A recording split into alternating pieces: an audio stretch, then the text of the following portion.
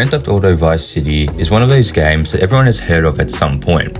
Whether you're a huge fan of Grand Theft Auto or just a casual fan of the media form, the game's influence was unmatchable at the time. 21 years later, the game is still plenty of people's favourite in the series and a lot of people's favourite game period. So what made Vice City so great? Join me as I take a look at the game, where I'll explain the differences from it and GTA 3, the gameplay changes, the world itself, a basic look into the story, the characters, and much more. This will be quite a long video, at least in comparison to my normal length videos, so get comfortable, grab a snack if you need one, and let's delve into GTA Vice City. You will notice that most of the footage in this video will be from the Definitive Edition, but I am discussing Vice City as a whole, so that means the Definitive Edition and the original.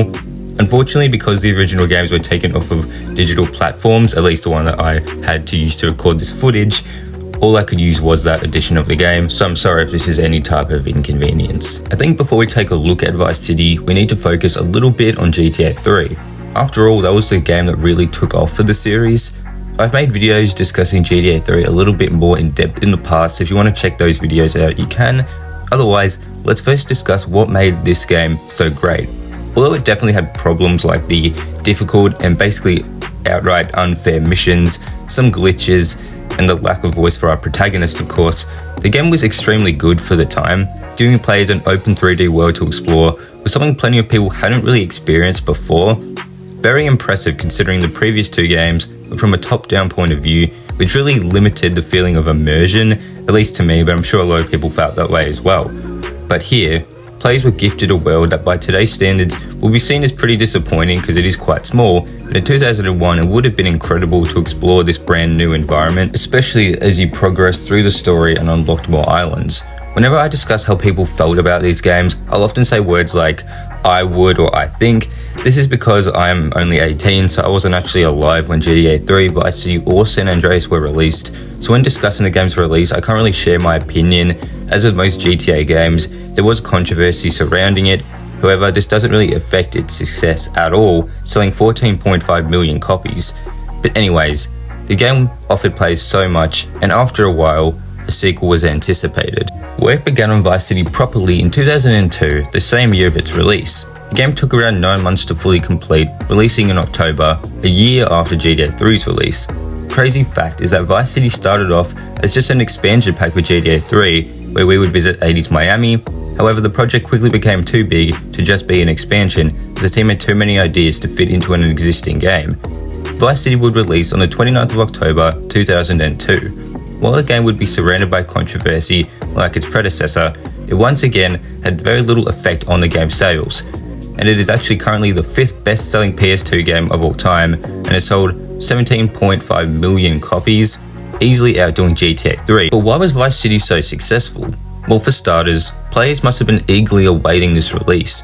GTA 3 was an astonishing game, and now we had a new one in a brand new location, aside from being in GTA 1 of course. And once the trailer released for Vice City, players would have been very excited. Once you open the game, you can instantly realize how Vice City outsold all the previous entries. Firstly, let's discuss the world itself. This is often considered what makes the game stand out from the others in the series. The map is what makes the game stand out, and while this definitely isn't the biggest or most visually impressive map graphics-wise, it has the best aesthetic of any GTA map, I would argue. Personal preference definitely comes into play here, of course, but the neon lights make the world feel very vibrant and distinct from the others in the series. Until GTA 6 releases, that is, as that's in the same city. The world is split into 2 large islands and 2 much smaller islands in the middle. Due to GTA 3 having 3 islands, people tend to believe that Vice City has the smallest map of all GTA games. However, this is actually not the case. Although much skinnier, with long roads, the 2 larger islands are actually longer than the 3 of the previous title. We start the game on the first island, which I couldn't actually find an official name for, so I'll just be calling it East Vice City in this video. This area is soaked in bright lights and long roads with fancy cars and bikes. What I personally found strange was the fact that the faster cars are made available from the start. In previous games, up until GTA 5, usually the faster cars are made available once you progress through the story and unlock the next island. But when you progress to the mainland, the cars are quite bland and a lot slower and less visually appealing than that of this first island, which is just something I found a little weird, but I really liked it. This island looks bigger than it is, as the beach is quite large and covers most of the entire length of the first island. This island has a huge beach life, with plenty of people relaxing in the sand and people roaming around on skates. It's weird then that one of GTA 3's biggest complaints wasn't fixed here. In the previous game, when Claude would jump into the water, he would drown, even if his head was above the water, strangely enough. But the water looked pretty gross, so it didn't really matter at all at the time.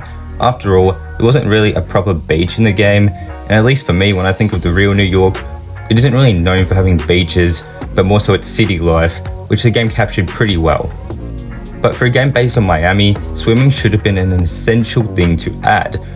There is a reason given in the game as to why we can't swim. There are sharks in the water, so it's advised to stay out, but this doesn't really explain why we would just drown, of course.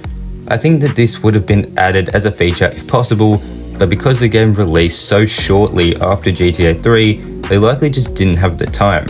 The first couple of hours take place on this island, but I will discuss that more in part 2, where I'll cover the story. The island has large structures and bright trees with police chasing criminals every time you're driving around. As you progress through the game, you will unlock Starfish Island, a smaller circular residential area which will eventually be where we live.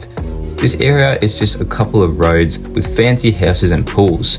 The other small island we have is Prawn Island, with a bunch of abandoned buildings covered in graffiti and storefronts that look left behind or going out of business. The key location here is the movie studios, which we will unlock as we progress through the story. Our final island is the mainland. This island feels somewhat unfinished at times.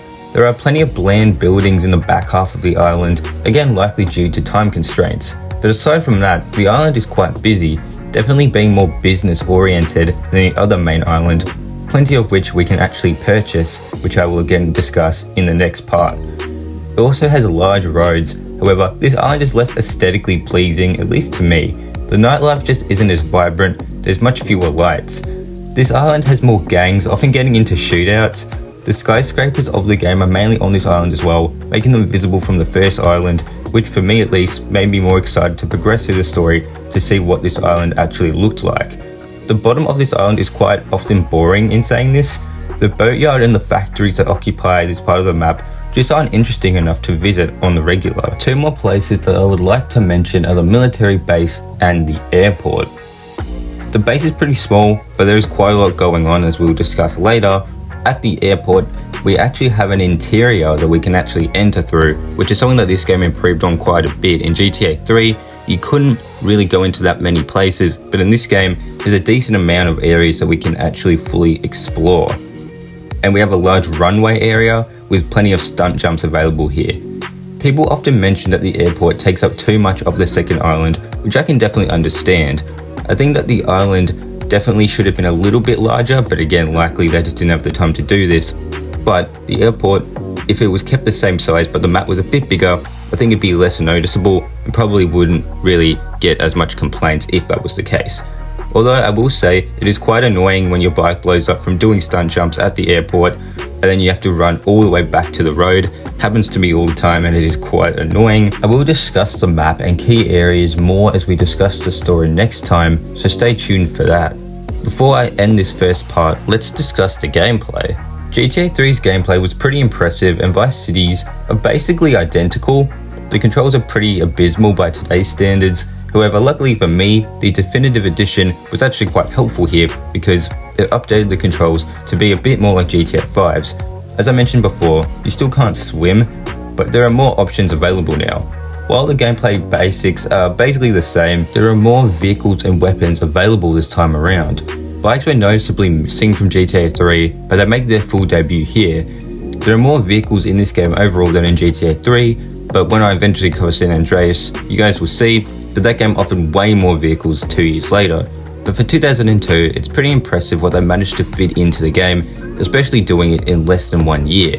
More weapons were added too, melee weapons and guns. Golf clubs, hammers and chainsaws, for instance, are some of the melee weapons that were added into this game. This game brings over plenty of weapons from GTA 3 or adding in new ones. For this next part, I will be discussing primarily the Definitive Edition of the game, as that is the edition most people are playing currently and the only version I actually have access to. The gameplay feels good for the most part. It's fun driving around, especially with the updated controls. In saying this, I think it was unfortunate that they decided to make it a remaster instead of a remake. Again, the lack of swimming would have been a good thing to fix, especially for this game in particular, but other things should have been fixed too, like jumping for instance. In San Andreas you can jump over walls, you can grab them and then lift yourself over, but in 3 and Vice City it is really hard to jump over walls due to the weird animation that it has. Before I end the video, I think it's important to acknowledge the recent update that added the classic lighting into all 3 games. In the Definitive Edition released in 2021, all 3 of the games looked basically identical. The new lighting fixed this problem and made the game stand out more. Out of the 3 games, I think that Vice City was the game that this worked the best for. I think that adding in this classic lighting works the best for this game, although it looks great in the other 2 as well. I think that the lighting in 3 and San Andreas is really good, and it makes those games feel a lot more unique to Vice City now because all the games don't look the exact same. I think that the lighting and the whole atmosphere of those games is great, but I think that Vice City's is the best, especially at nighttime with all those lights and stuff. It just looks great. So I think that that was the game that benefited the most from this. And I definitely have to mention now that the sun always looks incredible. The game still isn't too good graphically in my opinion. I understand that that's what they were kind of going for. They wanted the game to sort of resemble the original while just making the game look a little bit prettier. But in my opinion, it definitely would have been a better choice, especially when we look at the character models. It definitely would have just been a better choice to try and maybe work with the modders that they started suing for some reason. Because even on YouTube, you can find videos that people have uploaded basically of like remasters of Vice City that they have made, and they look incredible. So I definitely think that Rockstar maybe should have started working with them as well, because they had Grove Street Games work on these, and in this most recent update we can see they've removed them really from the credits, aside from the end credits I'm pretty sure.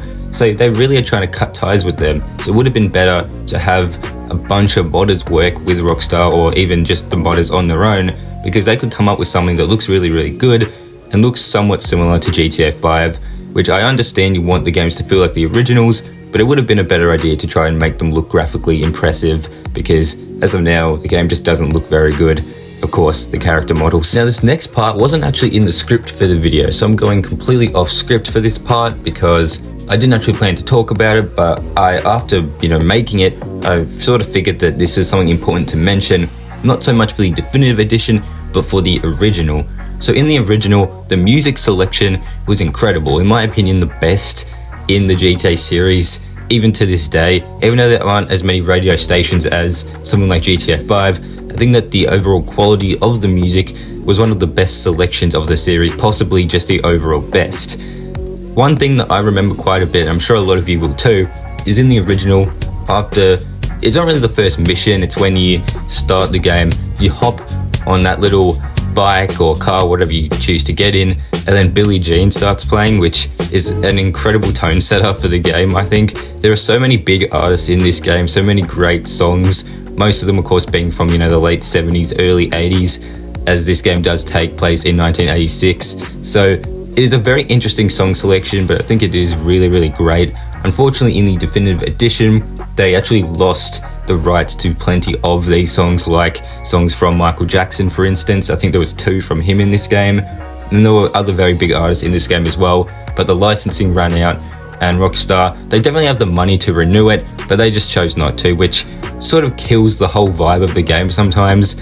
I often just put my own music over the game from the 80s, just so it sort of feels like I'm there, but it's just a lot of music is missing now, so that definitely alters how you play the game. So if you can play the original, I would say playing it on the PS2 doesn't look quite that great. I tried to play it on the PS2 and it was sort of distracting in a way how it looked, but if you bought the games on like the PS3, PS4, and you have those sort of not really remastered, but those just better looking versions, even though they have the sort of kind of awful controls, I would recommend playing those because they are pretty good and they do look somewhat decent even today. Vice City offered players a wide newer range of activities. In the previous title, you could do activities like the taxi and police missions, small mini games, and of course the main missions themselves. But afterwards, there was very little to do aside from just committing crimes. This was especially an issue because you earned way more money in GTA 3 and had nothing really to spend it on aside from weapons. The payout in Vice City is far lesser, but you have more to do now, so it makes it feel a bit more worth it to play the game. Taxi and police missions return, as well as firefighter missions, but now we have pizza delivery missions as well. We can enter more buildings now. As I sort of mentioned before, in GTA 3, there weren't really that many buildings you can go into, but in this game, there is a lot more, like ammunition from GTA 3, but also there's tool stores and pharmacies, there's an entire mall, a nightclub, another type of club, and safe houses that we can actually explore. And that's just naming a few, there are more around the map. You can rob stores, you can do stunts like in the previous game, rampages, you can explore the secrets of the map. There's actually quite a bit more than you would really think for a game that is as old as it is. You can drive boats and bikes, fly helicopters, help officers chase down criminals, which is one of my personal favorites. I love chasing after a criminal and punching them in the face and getting free $50. That's pretty cool. And of course, you can just create chaos around the world if that's what you want to do. I've forgotten plenty of things, but I'm sure you can see at this point how Vice City introduced plenty of new features and made it a step up from Rockstar's previous entries. Thank you all for joining me in this video. I really do appreciate it. We have reached the end. This is just part 1. In part 2, I'll be going a lot more in depth about the game. Part 2 will probably be around 30 to 40 minutes potentially, maybe 25, we'll have to see. I will be discussing the story, but I might have to break it up into 2 parts because the story isn't very long, but if I cover every single mission in depth, I'll be here for at least a couple hours, so it's probably better to split it up into part 1 of the story, then maybe part 2 of the story, so you get part 2 and part 3 somewhat, down the line at some point. I definitely appreciate you guys sticking around, so please consider subscribing if you want to see those parts. As I said, we'll have the story, then we'll have some side missions, and then I'll probably make one more 10-15 minute video just closing out my thoughts on the game overall. But those videos are quite a while down the line. These videos do take quite a while to make. Overall, I really do enjoy the game. I'm sure you do too if you've stuck around to this point, but I hope to have part 2 out relatively soon. As I said, we'll be discussing the storyline and we'll be covering the missions. We'll also take a look at the characters. I'm sure some of you found it a bit strange that I didn't really talk about the characters in this video, especially the character that we actually play as. But in part 2, I will discuss that because I feel like the characters are more a part of the story being told rather than the world itself. But as I said before, please consider subscribing if you want to see that or just more GTA videos from me. I don't just cover the definitive edition, I cover GTA as a whole. So if you're a fan of the series, consider subscribing. I would really appreciate it. I hope you all have a great day and I hope to see you for part 2.